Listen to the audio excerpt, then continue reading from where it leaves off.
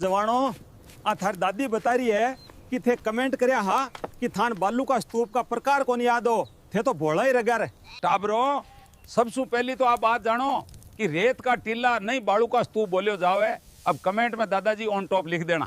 गुड़ा गुड़ियों, अब आप सोच रहे होंगे कि बालू का स्तूप कैसे बनते हैं, तो ये देखो बालू का स्तूप हवा चलने पर मिट्टी के अपर्दन से बनते हैं।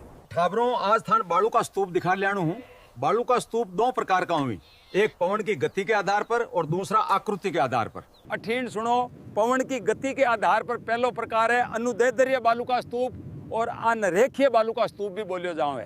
बेटा जी, अनुदैर्ध्य बालू का स्तूप सबसे ऊंचे बालू का स्तूप ही, और ये तो जैसलमेर और बाड़मेर में सर्वाधिक पाया जावे ही।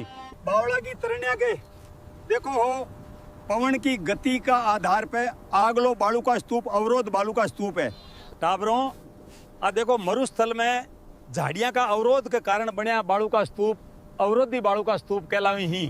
टाबरों, दादा की एक बात और याद रखजो, अवरोध बालू का स्तूप पुष्कर, नागपाड़, जोबनेर और सीकर में देखने को मिलते हैं।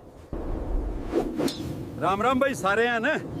ये ही अनुप्रस्थ बालू का स्तूप और ये पवन की दिशा के समकोण पर बनी ही। आ जाओ जी, पुगल, सूरतगढ़, चूरू, झुंझुनू वाले आ जाओ। अनुप्रस्थ बालू का स्तूप देखो चाहो हो तो आ जाओ।